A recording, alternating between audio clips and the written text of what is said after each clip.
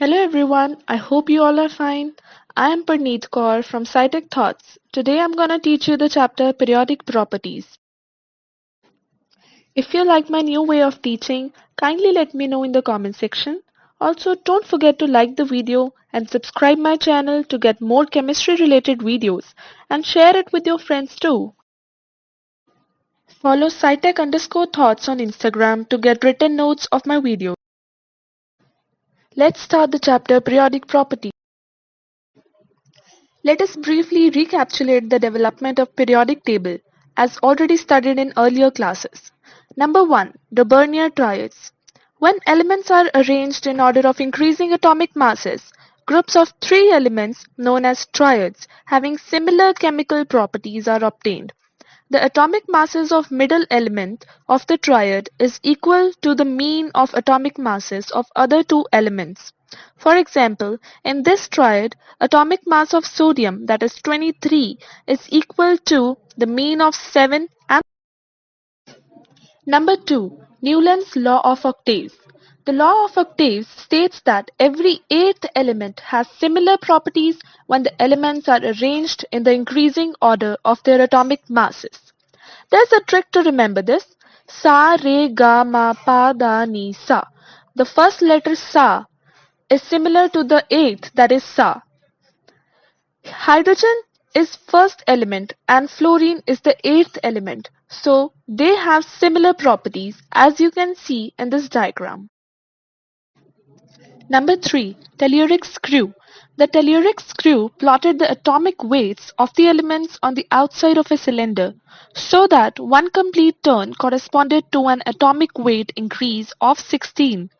As the diagram shows, this arrangement means that certain elements with similar properties appear in a vertical line. Lothar-Meyer arrangement.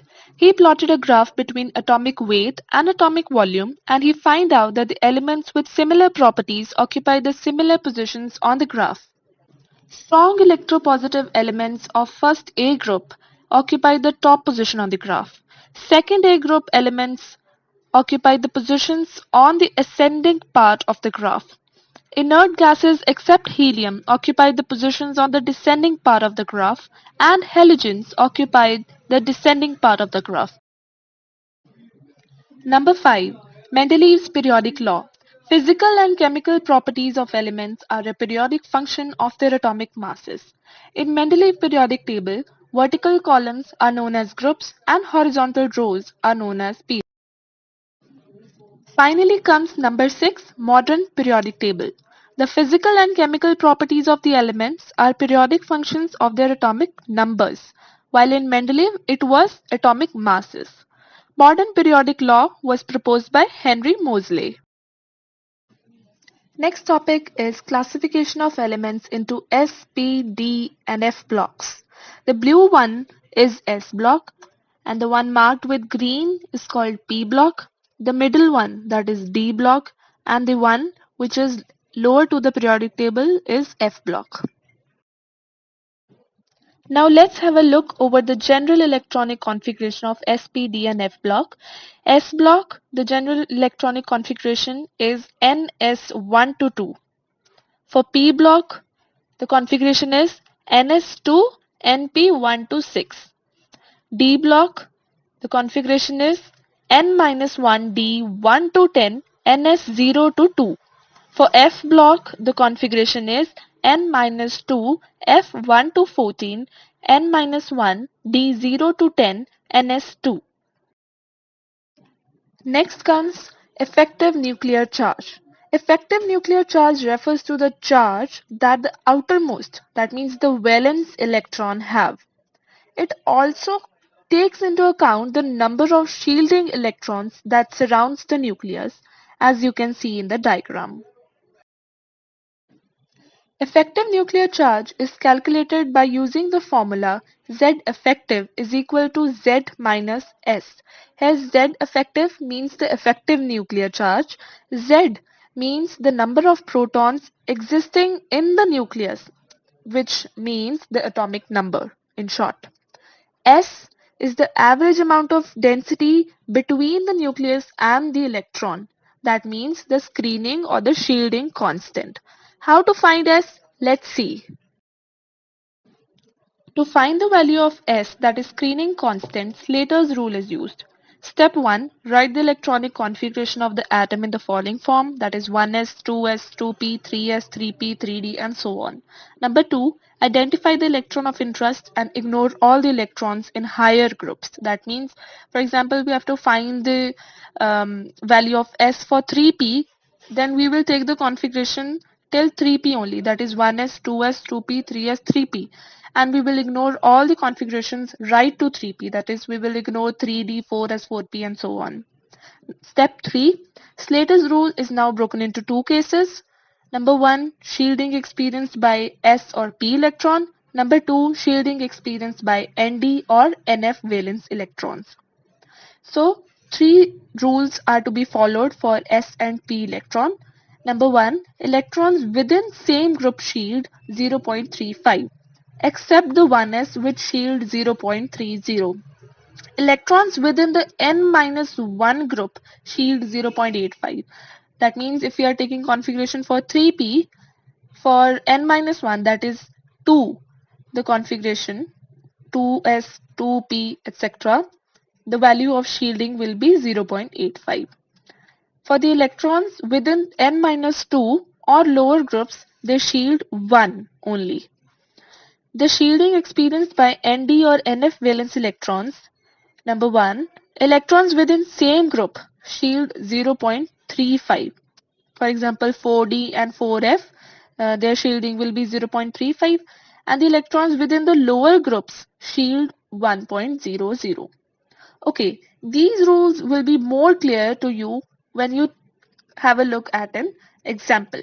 Let's see the next slide. Let us have a look over the example. Calculate the effective nuclear charge of the outermost shell of argon. The configuration is 1s2, 2s2, 2p6, 3s2, 3p6. If we take out one electron from outermost shell, only 2 plus 5, that is 7 electrons will be left in 3s3p. Then according to Slater's rule, 7 into 0.35 is equal to 2.45. Now for n-1, that is 3 minus 1 is equal to 2, that is 2s 2p. Electrons will be 2 of s and 6 of p, that is 8 into 0.85, which is equal to 6.80. Now for 1s, number of electrons is equal to 2. Therefore 2 into 1 is equal to 2. Therefore, total S, that is screening constant, will be sum of all, that is 2.45 plus 6.80 plus 2 is equal to 11.25. Therefore, effective nuclear charge, that is Z effective, is equal to Z minus S according to the formula. Therefore, Z here is atomic number of argon, that is 18. So, Z effective is 18 minus 11.25, which is equal to 6.75. So it's simple to solve. Applications of Slater's rule. It gives the explanation of why 4s orbitals are filled first, then 3d orbitals. In the formation of cations of transition elements, why 4s electrons are lost prior to 3d electrons. Explanation of successive ionization energies were also given, and explanation of trending atomic size of s and p block elements were also given. But Slater's rule have some limitations also. Slater grouped both s and p orbitals together for calculating effective nuclear charge, which is incorrect. This is because radial probability distribution curves show that s orbitals are more penetrating than p orbitals. So, the s orbitals should shield to a greater extent as compared to p orbitals. Secondly, according to Slater, all the s, p, d and f electrons present in shell or energy level lower than n-1 shell will shield the outer n electrons with equal contribution of s is equal to 0 each, as we have done in Slater's rule. This is not justified as energetically different orbitals should not contribute equally. Thirdly, Slater's rule are less reliable for heavier elements. The next topic is periodicity and its cause. The recurrence of similar properties of elements after certain regular intervals when they are arranged in the order of increasing atomic numbers is called periodicity. The cause of periodicity of the properties of elements is the repetition of similar electronic configuration of their atoms in the outermost energy shell, that is the valence shell, after certain regular intervals. Atomic and ionic radii. The distance from the center of the nucleus to the outermost shell of electrons is called atomic radius. The absolute size of an atom is difficult to be defined because of the following reasons. According to probability picture of electrons, an atom does not have well-defined boundary. The probability of finding the electron is never zero even at large distances from the nucleus. It is not possible to isolate an atom and measure its radius. The probability distribution of an atom is also affected by the presence of other atoms in its neighborhood. Therefore, the size of atom may change in going from one set of environment to another. Thus, we can only arbitrarily define atomic radius as the effective size, which means the distance of closest approach of one atom to another atom in a given bonding situation. Therefore, the atomic radii may be called as covalent radius, van der Waals radius, ionic or crystal radius, etc., depending upon the types of bonding. Types of atomic and ionic radii. Number 1. Covalent radius. Covalent radius is one half the distance between the nuclei of two covalently bonded atoms of the same element in a molecule. Therefore, R covalent, that is half the internuclear distance between two bonded atoms. The internuclear distance between two bonded atoms is called the bond length. So, R covalent is half the bond length. Second is van der Waals radius.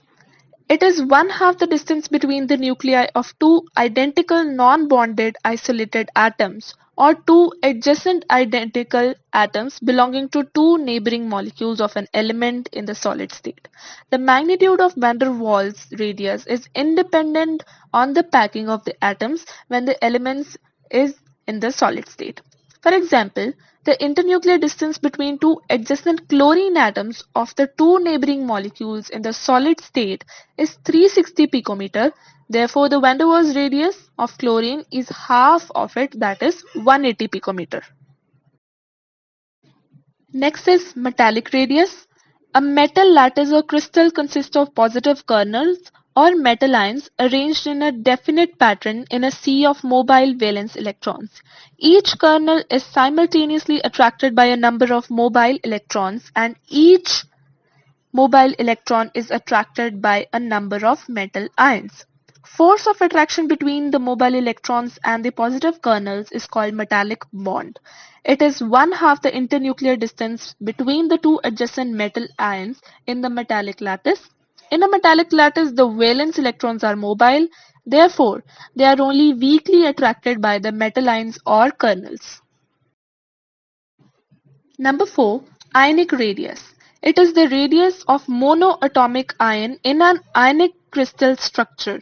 Although neither atoms nor ions have sharp boundaries, they are sometimes treated as if they were hard spheres with radii such that the sum of ionic radii of the cation and anion gives the distance between the ions in a crystal lattice.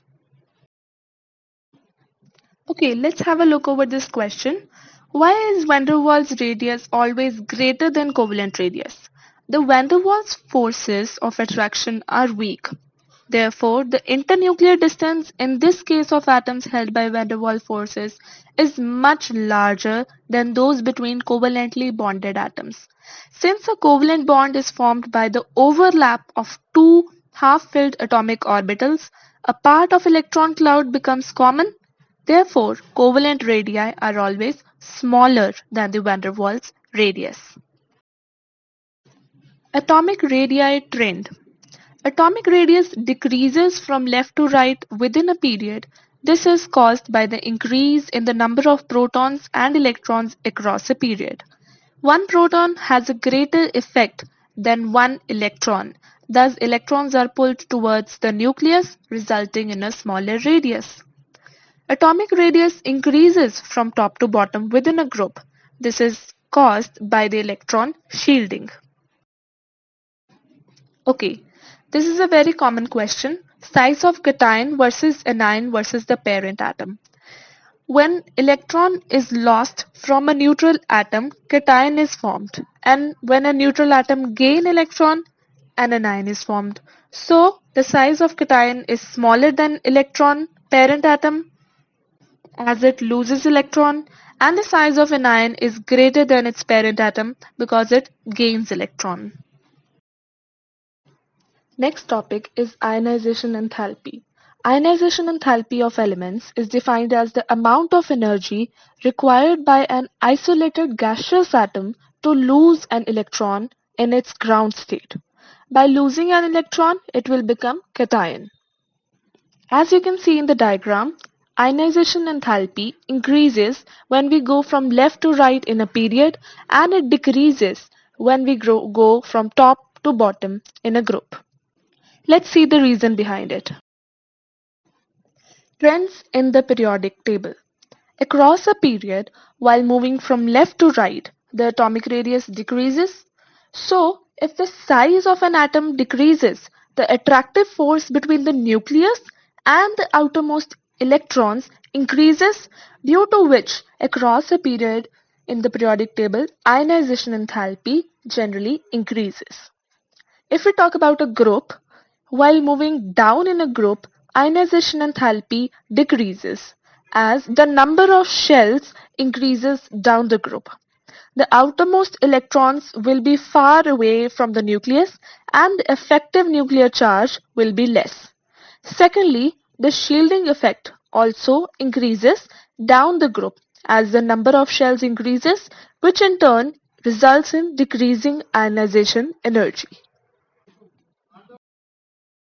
Now let us see the factors on which ionization enthalpy depends. Number 1. Size of the atom. The larger the atomic size, smaller is the value of ionization enthalpy. In a larger atom, the outer electrons are far away from the nucleus, and thus force of attraction with which they are attracted by the nucleus is less, and hence they can be easily removed. Therefore, ionization enthalpy is inversely proportional to atomic size. The second factor is screening effect. Higher the screening effect, the lesser is the value of ionization enthalpy, as the screening effect reduces the force of attraction towards nucleus, and hence the outer electrons can be easily removed. Therefore, ionization enthalpy is also inversely proportional to screening effect. Next is nuclear charge. As the nuclear charge increases among atoms having same number of energy shells, the ionization enthalpy increases because the force of attraction towards nucleus increases. That means ionization enthalpy is directly proportional to nuclear charge. Now let us see the factors on which ionization enthalpy depends. Number 1. Size of the atom. The larger the atomic size, smaller is the value of ionization enthalpy. In a larger atom, the outer electrons are far away from the nucleus, and thus force of attraction with which they are attracted by the nucleus is less, and hence they can be easily removed. Therefore, ionization enthalpy is inversely proportional to atomic size. The second factor is screening effect.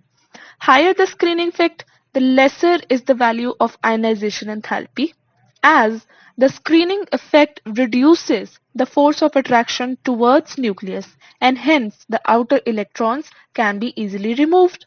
Therefore, ionization enthalpy is also inversely proportional to screening effect. Next is nuclear charge. Successive ionization enthalpy.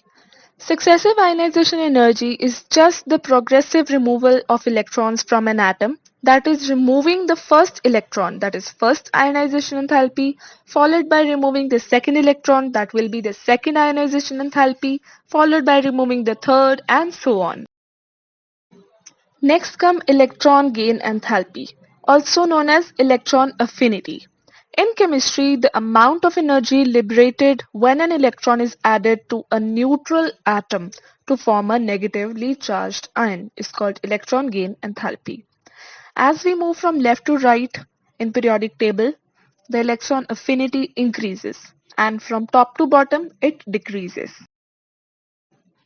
Factors affecting electron affinity. Number 1. Nuclear charge. Greater the nuclear charge, greater will be the attraction for the incoming electron, and as a result, larger will be the value of electron affinity. Number 2. Atomic size. Larger the size of atom, larger will be the distance between the nucleus and the incoming electron. Thus, smaller will be the force of attraction felt by incoming electron, and hence smaller will be the value of electron affinity. Thirdly, electronic configuration. Stable the configuration of atom, lesser will be the tendency to accept an electron, and hence lower will be the value of its electron affinity. Successive electron gain enthalpy. Since more than one electron can be introduced in an atom, it is termed as second electron affinity for the addition of two electrons, and so forth. This is the equation when we add one electron. The next topic is electronegativity, the tendency of an atom in a molecule to attract the shared pair of electrons towards itself is called electronegativity. On moving from left to right in a period, electronegativity increases, and from top to bottom in a group, electronegativity decreases. Factors affecting electronegativity are: number 1. Atomic size. The electronegativity decreases with increase in atomic size. Smaller atoms have more electronegativity than bigger atoms. Number 2. Nuclear charge. The electronegativity increases with increase of nuclear charge. Screening effect. The electronegativity decreases with increase of screening effect. Oxidation state. The electronegativity increases as the positive oxidation state increases. Hybridization. For the same element, the electron negativity changes with hybridization. With decrease in s character of hybrid orbitals, the electronegativity decreases. Example, sp has more s character, that is more electronegativity. Electronic configuration.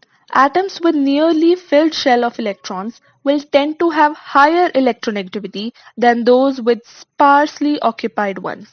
Inert gas elements have zero electronegativity due to completely filled outer shells. Now we are going to study four methods to measure electronegativity: Pauling scale, Millikan scale, Aldred-Rosher scale, and Sanderson scale. Number 1. Pauling scale. Delta E, that is difference in electronegativity, is equal to actual bond energy minus energy for 100% covalent bond. Actual bond energy is represented by EAB, and energy for 100% covalent bond is written EAB covalent. Hence we got equation number 1. And equation 2 and 3 have to be remembered as it is. Here Xa and Xb represents the electronegativity of A and B. The energy for 100% covalent bond, that is EAB covalent, in the first equation can be calculated by using the third equation, that is under root of EAA into EBB. Let us do one example using these equations. The question is, calculate electronegativity of carbon in CH bond if bond energy of CH is 98.8, energy of EHH is 104, and energy of CC bond is 83, and the units of these energies are kilocalorie per mole. Now putting the value of EAB covalent from third equation into equation number 1, we get delta ECH is equal to ECH minus under root ECC into EHH. We are having the values of ECH, ECC, EHH. By putting these values, we get the value of delta ECH, that is 5.9 kilocalorie per mole. Now, from equation number 2, we can find the value of Xc, that is electronegativity of C, which is asked in the question. So we put the value of delta E from the above equation, and XH, that is 2.1. The value of XH is not known. We have to remember this. So by putting these values, we get the value of Xc is equal to 2.55 kilocalorie per. So the electronegativities of some elements are given. For hydrogen, we have used 2.1. We have to remember this. We can't remember all the electronegativities. So this is the limitation of this scale, that is Pauling scale's limitation, that we don't know electronegativity of every atom. So next comes the Millikan scale. Here Xa, that is electronegativity of A, is sum of ionization enthalpy and electron affinity divided by 2 electron volt. And to find it in kilocalorie, we will divide the whole equation by 62.5. So X Pauling is equal to X Millikan by 2.8. This is the relation between Pauling and Millikan scale. It is also having a limitation that we don't know ionization enthalpy and electron affinity of every atom. So the next scale was introduced. The third scale is Aldred and Rorschach scale. Here X is equal to 3.59 into 10 raised to power 3 Z star upon R square in picometer plus 0.744. Z star is effective nuclear charge that we have already studied how to calculate effective nuclear charge, and R is the mean distance from the nucleus. And the second equation, that is X is equal to 0.359 into Z star upon R square in angstrom plus 0.744. The first one is where R is in picometer, and in the second equation the R is in angstrom. And the 1 picometer is equal to 10 raised to the minus 12 meter, and 1 angstrom is 10 raised to the minus 10 meter. The next scale is Sanderson scale. SR, that is stability ratio, is equal to D by Di. Here D is electron density of atom and Di is ideal electron density of hypothetical noble gas having same number of electrons. The second equation is X half, that is under root of X is equal to 0.21 SR, that is stability ratio, plus 0.77. Here X is electronegativity. The last topic of this chapter is applications of electronegativity. Number 1, metallic and non-metallic character. As the electronegativity increases, the non-metallic character increases. As the electronegativity decreases, the metallic character increases. Therefore, we need to remember this. Fluorine with the highest electronegativity of 4 is the most non-metallic element, and cesium with the lowest electronegativity of 0.7 is the most metallic element. This comes in 1-mark question sometimes. Second is polar and nonpolar bonds. A bond between two similar atoms is nonpolar. This is because the shared pair of electrons is equally attracted by the two atoms as the electronegativity of the atoms is same. For example, hydrogen gas, chlorine gas, oxygen, nitrogen gas. When the electronegativity of the two atoms forming a bond is different, the shared pair of electrons is attractive more towards the more electronegative element atom. Therefore, the more electronegative atom acquires a partial negative charge and the less electronegative atom acquires a partial positive charge. As a result, two poles are developed and molecule is said to be polar. For example, HF, HCl, HBr, HI. Here H is partial positive and I or Cl, F, Br are partial negative. Higher the difference in electronegativity of the two binding atoms, the more is the dipole moment of the molecule. So this was all about the chapter. If you like my new way of teaching, that is in the presentation form, let me know in the comments. Also, don't forget to like the video, subscribe my channel and share it with your friends. Thanks for watching.